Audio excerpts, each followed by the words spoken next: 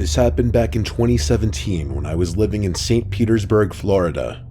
I've always been a homebody, so when my coworker Jenna, who is about 10 years younger than me, started relentlessly begging me to go out, I kept declining. She and another girl from work, Mira, were persistent though, and after weeks of asking, I finally gave in.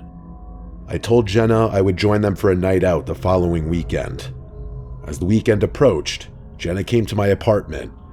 She wanted to leave her car there and have me drive, which immediately stressed me out. I had lived in St. Pete for 4 years, but since I rarely left my neighborhood, I knew nothing about local nightlife. The farthest I usually drove was 4 miles to the nearest Walmart. If I went any further, I'd be lost without my GPS.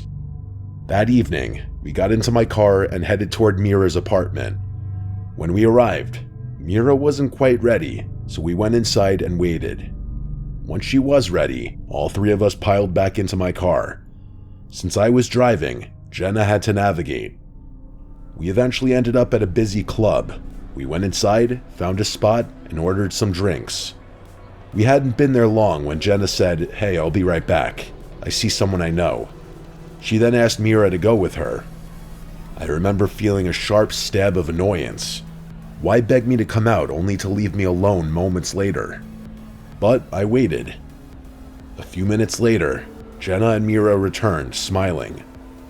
"My friend brought us around," Jenna announced, handing me a glass. I trusted her, she was my coworker, so I took the drink, as they did theirs. I believe Jenna's friend bought us 2 rounds each.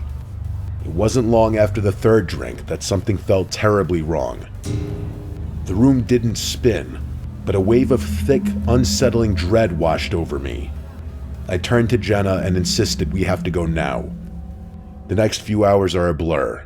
I don't remember leaving the club, but apparently we did. The first thing I recall clearly is sitting outside Mira's apartment complex, still in the driver's seat of my car.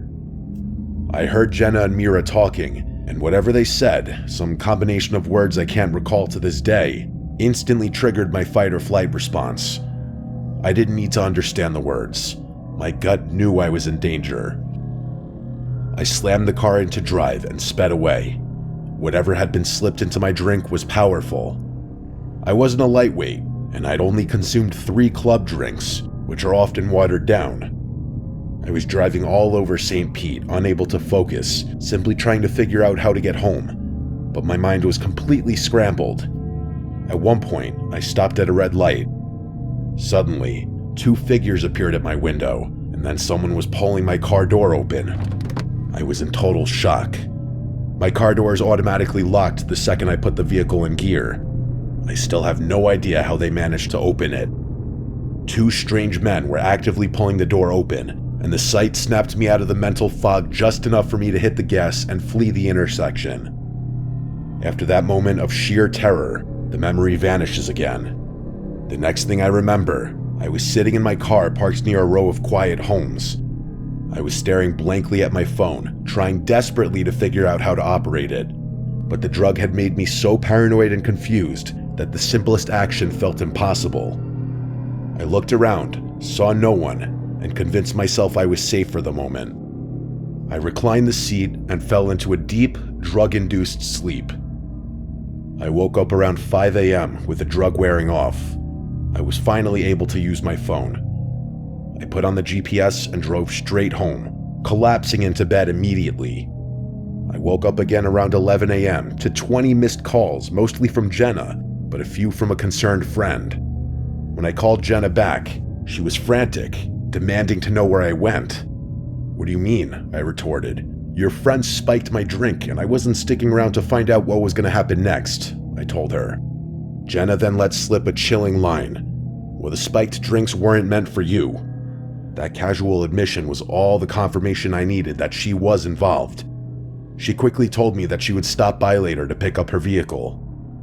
Before she arrived, the memory of those 2 guys opening my door returned with jarring clarity. Had it been a hallucination, or was it real? I went outside to check my car. And there it was. The plastic casing of my driver's side door handle was completely missing. Whoever had been holding onto that handle when I sped away must have ripped it right off. The physical damage confirmed that the terror I felt wasn't a delusion. Someone had tried to get into my car while I was drugged, driving alone, and vulnerable. I was furious that Jenna had put me in such a predicament. I never spoke to her again. The moral of this terrifying story is simple, and it's the only reason I'm still here. Always trust your instincts. Your gut feelings are always right.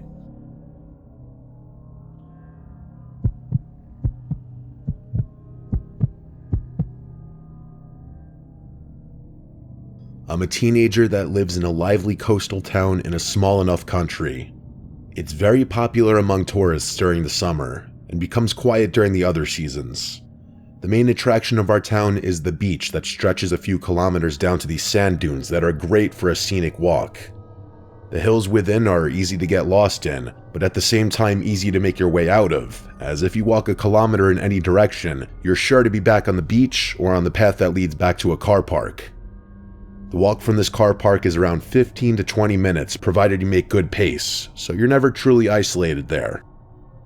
During the day, you'll always see families with young kids taking a stroll down there, or somebody walking the dog.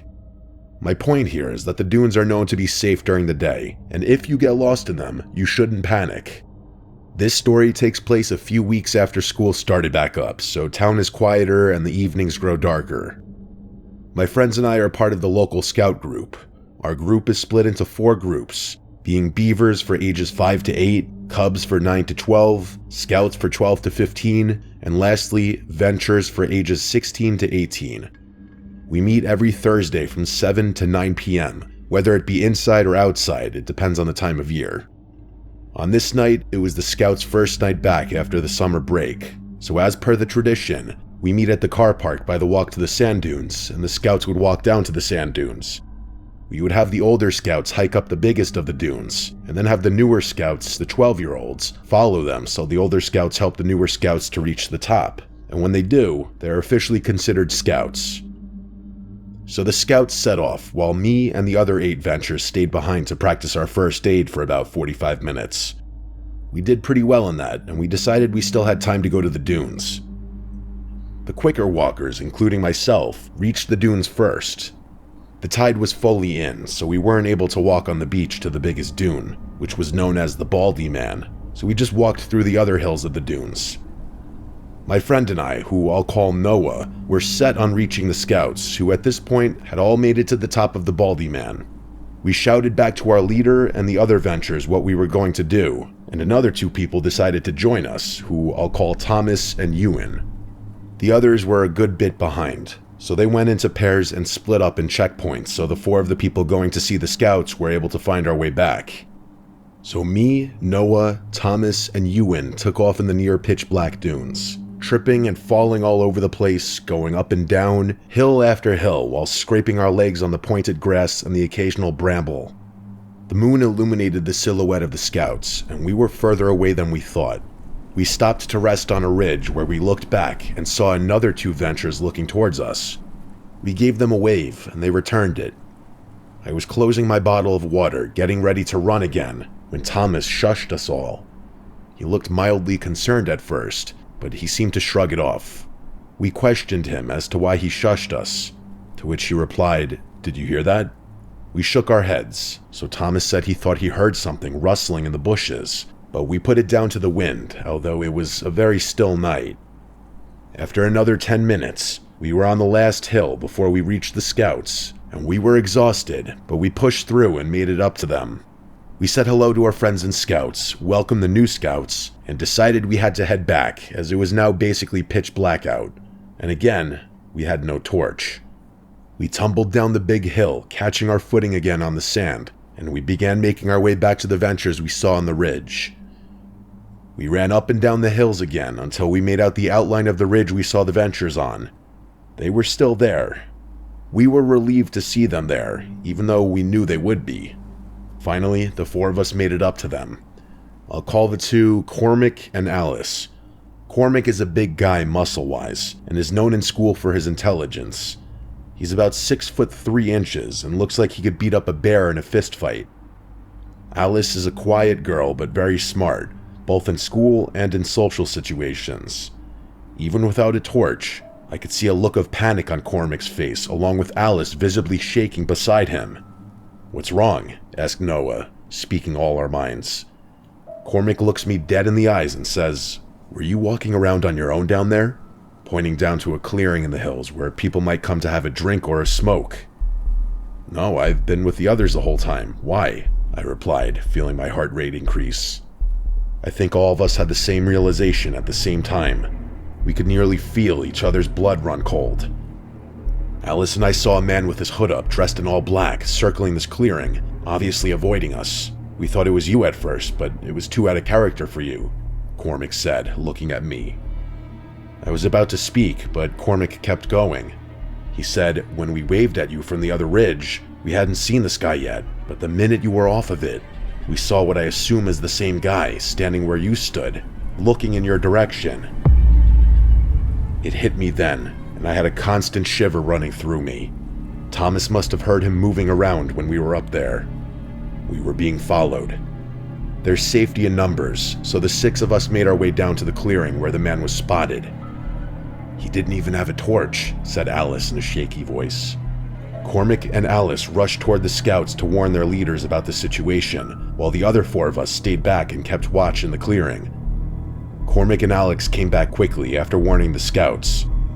It was oddly quiet now. We were terrified that this man, dressed in all black without a torch, circling the place, and most scary of all, alone in the pitch-black dunes, was going to jump out and attack.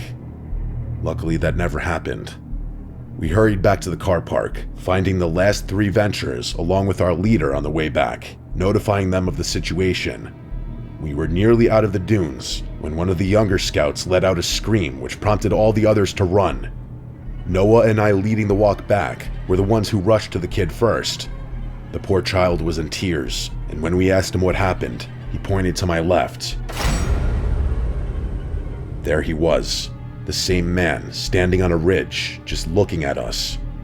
Noah told everyone to run, as he said he saw a knife in the man's hand. The Ventures all carried the slower children back to the car park, which was safe as far as we assumed. I never saw the man's face, nor do I plan on finding out who it was. The scouts and Ventures were collected by their parents, who I assume all have their versions of the story, but only a handful know the full one.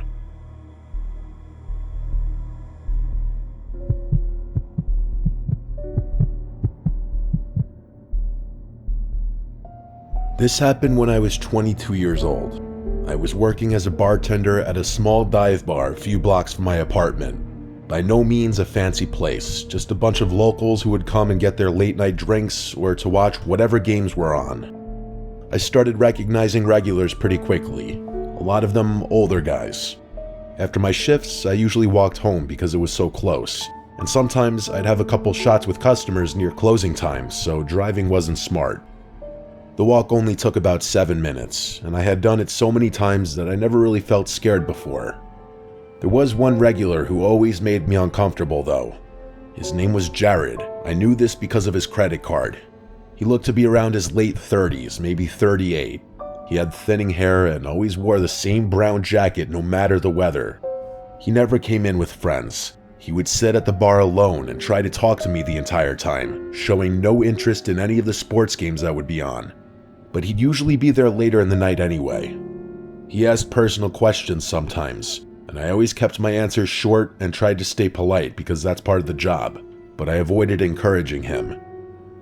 One Friday night, he came in like usual around 10. He nursed 1 beer for almost an hour and just watched me while I worked.